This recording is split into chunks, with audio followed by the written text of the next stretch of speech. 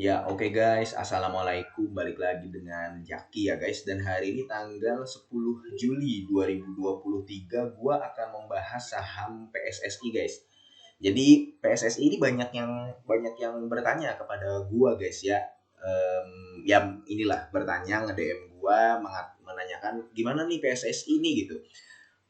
Sahamnya. Nah, gua sebenarnya ada beberapa kondisi. Jadi gini, akan gua klasifikasikan ke dalam beberapa kondisi. Yang pertama adalah kalau lu udah punya di harga bawah ya. Misalkan ini lu udah punya PSSI di harga bawah nih. Kemudian yang kedua adalah kalau lu punya di harga atas dan floating loss-nya itu dalam gitu ya. Kemudian kalau ketiga, kalau lu punya di harga atas tapi floating loss-nya sedikit, masih tipis. Sama yang keempat adalah kalau lu mau masuk. Nah, ada pertanyaan begini kan guys, sekarang PSSI ini ada di harga 565 perak per lembar ya guys ya. Hari ini dia naik 6,60%. 6,60%. Serius nih PSSI. Naik 6%, luar biasa.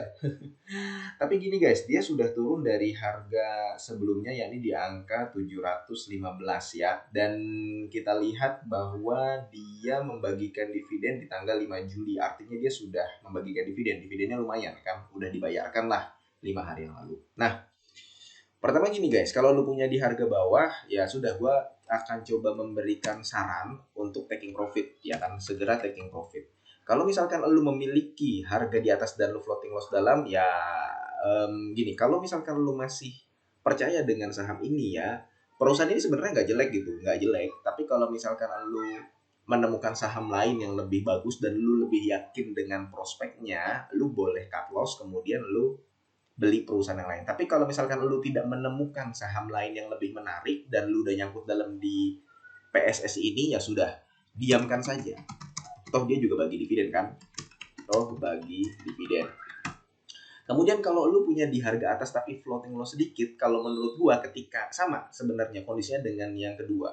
Kalau gua jadi lu, gua akan jual PSSI ini dan akan coba cari saham lain yang lebih menarik dan lebih kita bisa menerka gitu dia akan bagaimana di kuartal 3, kuartal 4, kuartal 2 2023. Nah, kalau lu mau masuk menurut gua nggak usah cari saham lain saja. Nah, ini guys, jadi ini ada 4 kondisi yang sudah gua klasifikasikan dan sudah gua berikan jawabannya ya guys ya. Tentu saja ini adalah disclaimer on karena keputusan jual dan beli ada di tangan masing-masing. Nah, sekarang gini guys, alasannya ya kan lu akan bertanya kan, alasannya kenapa bang? Kenapa lu bisa mengatakan hal seperti itu? Jadi gue sudah membaca laporan keuangannya guys ya, ini di kuartal 1 2022, kuartal 2 2022, kuartal 3, kuartal 4, dan kuartal 1 2023.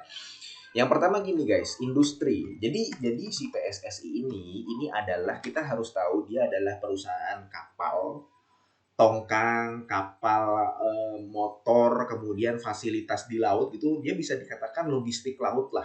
Perusahaan logistik laut yang dia banyak mengangkut komoditas terutama batu bara. Jadi kalau misalkan pelabuhan lagi penuh gitu, dia juga ada fasilitas muatan. Jadi memindahkan kapal tongkang, tahu nggak kapal tongkang tuh yang ngangkut batu bara ke kapal kargo, ya itu juga ada jasanya dari si PSS ini. Tadi namanya Pelita Samudra Shipping, sekarang udah PT IMC Pelita Logistik Tbk. Nah, karena gini guys nih, kita buka call dulu ya. Jadi call ini, lu bisa perhatikan guys, call itu sekarang ada di angka 138 US dollar per ton, di angka 150 lah guys. Nah, batu bara di harga 138, 150 US dollar per ton itu sebenarnya masih tinggi. Masih tinggi, dan perusahaan-perusahaan batu bara serta perusahaan-perusahaan pengangkut batu bara atau yang supportingnya gitu ya, itu dia masih mencatatkan profit yang lumayan sebenarnya. Hanya saja dia sudah turun dari harga tertingginya dan banyak orang yang menganggap ini sebagai kondisi psikologis yang tidak bagus di market. Jadi gini guys, market itu memang agak irasional. Kalau misalkan kita eh, tahu bahwa dia biasanya di angka 80 ya, batu baranya 90, 70, ketika dia naik ke 120, ke 120 gitu ya. 130 itu dianggap pencapaian yang luar biasa dan itu akan dianggap harganya tinggi gitu. Tapi kalau misalkan tadinya mencapai 400 US dollar per ton, mencapai 300 US dollar per ton dan sekarang sudah 138, ya industrinya sudah tidak di mata investor, di mata trader, industrinya sudah tidak menarik gitu loh. Kan lu kalau misalkan melihat di media, kemudian di sosial media juga itu banyak yang sudah mengatakan ya udah bukan tahunnya batu bara. Nah, pasar modal itu bukan tempatnya investor saja. Ada yang scalper, ada yang trader, ada yang dia kurang paham apa yang dibeli gitu ya. Ketika dia melihat berita ya sudah dia udah juga nggak masuk batu bara lagi. Perusahaan-perusahaan supporting batu baranya juga termasuk PSS ini ya dia juga udah nggak tertarik.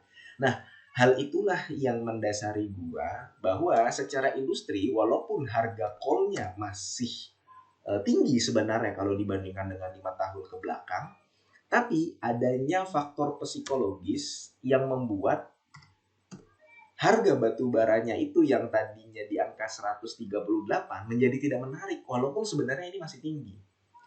Jadi ada faktor industri dan psikologis guys di market. Nah, kenapa gue menyampaikan hal tersebut? Gue akan coba membicarakan data guys ya. Jadi gini, kita akan lihat segmen operasinya dari PSSI ya. Ini PSSI ini. Jadi di kuartal 1 2022 kita ngomongin revenue-nya dulu. Di tahun 2022 kuartal 1 dia 9 juta US dollar, 10 juta US dollar, 7,2 juta US dollar. Ini dalam USD ya, laporan keuangannya nih. Jadi dia yang terbesar itu kapal motor. Nah, di kuartal 1 2022. Kuartal 2 2022 dia 19 juta, berarti kan meningkat jadi 10 juta guys ya untuk kapal tundanya nih. Kemudian kapal motornya itu jadi 20 juta, dia meningkat lagi sama yang tadinya 10 juta jadi 20 juta, berarti kan di kuartal ini dapat 10 juta US dollar revenue-nya. Yang ini jadi 17 juta US dollar. Dan ini di periode ini harga batu bara sedang tinggi-tingginya. Dia di kuartal 2 2022 khusus untuk fasilitas muatan apung itu mendapatkan 10 juta US dollar di kuartal 2-nya saja, sebelumnya 7 juta. Di kuartal 3 2022 fasilitas muatan apungnya dia dari 17 juta menjadi 29 juta US dollar. Jadi sekitar 12 juta dia mendapatkan di satu kuartal itu di tahun 2022 kuartal 3. Yang ini jadi 6 juta ya, yang tadinya 10 juta dapat 10 juta ini sudah mulai turun nih, di kapal motornya dapat 6 juta. Di sini dia dapat 10 juta. Jadi di sini 9 juta, di sini 10 juta, di sini dapat 10 juta. Lu paham ya guys ya perkembangannya di setiap kuartal.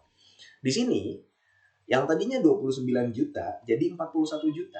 Jadi bertambah sekitar 11 sampai 12 juta. Masih oke, masih sama seperti yang ini. Yang ini yang di kuartal 3 ke kuartal 4 dari 26 juta menjadi 35 juta. Artinya kan bertambah sekitar 11 juta. Nah, di kuartal 3 ke kuartal 4 yang tadinya mendapatkan 29 juta untuk fasilitas muatan apung menjadi 42 juta. Ini gede nambahnya. Fasilitas muatan apungnya segmen operasi yang di kuartal 4 2022 itu dia mendapatkan 13 juta US dollar sendiri. Jadi lu bisa melihat perkembangan dari masing-masing segmen PSSI ini setiap kuartalnya untuk revenue. Tadinya 9 jadi 19, jadi 29, jadi 41, tadinya 10 jadi 20, nambah 10 dong. Jadi 26 nambah 6, jadi 35 ya, nambah 9 gitu ya. Yang tadinya 7,2 juta, kemudian jadi 17 juta, kemudian jadi 29 juta, jadi 42 juta. Nah, jadi di kuartal 3 ini nambahnya 13 juta. Nah, tapi guys, di kuartal 1 2023, pendapatan dari fasilitas muatan apungnya sudah menjadi 10 juta US dollar. Betul masih tinggi, tapi sudah turun dibanding kuartal sebelumnya. Kuartal sebelumnya itu mendapatkan 12 sampai 13 juta. Di kuartal 1 2023 dia mendapatkan 10 juta US dollar. Di sini bahkan turun di kapal motornya yang tadinya di kuartal 1 2022 dia mendapatkan 10 juta US dollar, sekarang sudah mendapatkan 7 juta US dollar di kuartal 1 2023 kalau dibandingkan dengan kuartal 1 2022. Di sini sama, belum terlalu banyak perubahan. Jadi sebenarnya melihat hal ini ya, kita masih belum bisa memastikan bagaimana pendapatan dari PSSI di kuartal 2 2023. Tapi dengan adanya momentum di mana harga batu baranya sudah turun, kemudian industrinya juga tidak booming seperti di tahun 2022 kemarin, ya ada potensi bahwa kinerja dari PSSI ini di kuartal 2 2023 turun.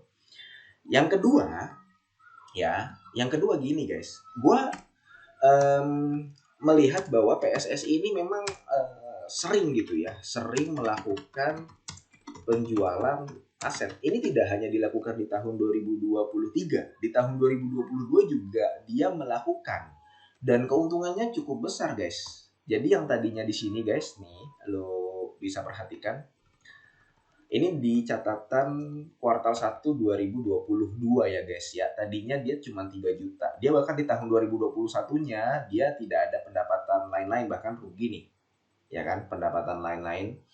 Tapi di tahun 2022 kuartal 1 dia dapat 3,7 juta US dollar. Jadi gede, 3,7 juta. Bahkan sampai di kuartal 2 dia tetap 3 juta. Nah, dia bertambah lagi nih guys di tahun 2022 kuartal 3. Lain-lain dan bersihnya ini 10 juta US dollar sendiri, sama seperti pendapatan per kuartal revenue yang tadi kan. Nah, di tahun 2023 ya dia juga dia mendapatkan keuntungan atas penjualan aset 12 juta. Jadi sebenarnya gini guys, lu kan tahu ya PSSI ini EPS kuartal 1 2023 gede ya, 53. Jadi 53 itu bukan dicatatkan karena pendapatan usahanya saja, melainkan ada keuntungan atas penjualan aset tetap. Bahkan guys, bisa jadi di kuartal kedua 2022 dia masih gede laba bersihnya. Bukan dari pendapatan usaha atau revenue-nya, melainkan dari penjualan asetnya lagi. Karena gini guys, dia masih melakukan penjualan juga di tahun 2023 kuartal 2. Nah, ini aset yang diklasifikasikan sebagai dimiliki untuk dijual. Lu perhatikan di sini guys, dia masih bisa melakukan penjualan di bulan April tahun 2023 dengan nilai penjualan sebesar 6 juta US dollar. 6 juta US dollar ini kan lumayan guys. Kalau ditambahkan dengan revenue-nya, alhasil nanti laba bersihnya tinggi lagi. Makanya gue bisa mengatakan ada potensi di kuartal 2 si PSSI ini juga laba bersihnya akan gede lagi gitu. Tapi bukan karena pendapatan usahanya, melainkan karena penjualan dari aset tetap. Nah, dua alasan inilah yang gua lihat dan akhirnya gua menjawab pertanyaan-pertanyaan yang ada di atas tadi guys. Kalau lu udah punya di harga bawah ya segera taking profit, karena terus terang gue kurang suka dengan perusahaan yang menjual asetnya seperti ini. Walaupun kita masih belum tahu ya si PSSI ini ada rencana apa sih ekspansinya, apa memang dia perusahaan trading begini ya. Karena ya terus terang gue nggak terlalu suka, karena kita jadi nggak bisa menerka gitu di kuartal selanjutnya dia akan bagaimana. Yang kedua, kalau lu udah punya di harga atas dan floating loss dalam, ya udah diamkan saja gitu. Karena ya floating loss dalam, apalagi lu belum bisa menemukan saham lain yang menarik, nanti lu masuk ke saham lain yang lu juga nggak paham, akhirnya floating loss lagi gitu. Floating lossnya makin double. Kalau didiamkan aja kan dia masih membagikan dividen gitu, karena dividen yang dibagikan pun lumayan. Yang ketiga, kalau lu punya di harga atas tapi floating lossnya makin sedikit, kalau gua jadi gua akan langsung cut loss aja. gue akan mencoba mencari, toh dia sudah bagi dividen kan, lu juga udah dapat dividennya. Gue akan coba mencari saham lain yang lebih menarik yang bisa gue proyeksikan di kuartal 2 2023, kuartal 3 2023, dan kuartal 4 2023 labanya akan naik. Itu kalau ketiga kondisinya, kalau lu udah punya di harga atas tapi floating lossnya masih sedikit, gue akan langsung keluar, gue akan coba cari saham lain. Yang keempat, kalau misalkan lu mau masuk, menurut gue pikirkan lagi dan mendingan cari saham lain. Masih banyak saham lain yang belum kemana-mana sahamnya. Masih banyak di bursa, ada 800 emiten. Kita jangan terpaku sama perkapalan. Karena gini guys, memang perkapalan itu di tahun 2021 dan tahun 2022 saham-saham perkapalan gitu ya, SMDR, TPMA, PSSI gitu ya, Soci juga sempat naik kalau gue nggak salah. Banyak yang sebenarnya kurang bisa meneliti dia segmennya apa, tapi hampir semua saham perkapalan naik gitu. Dan gue yakin banyak yang beli gitu, dan banyak juga yang udah mega. Tapi tidak sedikit juga yang nyangkut di harga atas. Begitu guys. Jadi itu guys ya, alasan gue. Yang pertama adalah industrinya, sama yang kedua PSSI ini sering melakukan penjualan aset. Dan faktor yang pertama ini yang penting, dia secara industri dan secara psikologis dia udah susah untuk mencatatkan all time high-nya lagi, yang mana all time high-nya itu ada di angka 700. Ya paling kalau naik karena momentum kuartal 2 2023 aja kan dia bisa gede lagi tuh. Cuman kalau untuk proyeksi ke depan gitu ya, biasanya kalau laporan keuangan keluar itu kan labanya tinggi tiba-tiba naik drastis gitu ya. Tapi kalau untuk proyeksi ke depan, terus terang ini agak sulit diterka gitu, sulit diproyeksikan. Ya mudah-mudahan video ini bermanfaat dan semoga lu sehat selalu sehingga kita bisa bertemu kembali di video-video selanjutnya. Ini bukan ajakan jual beli ya guys ya. Gua akhiri, wassalamualaikum warahmatullahi wabarakatuh.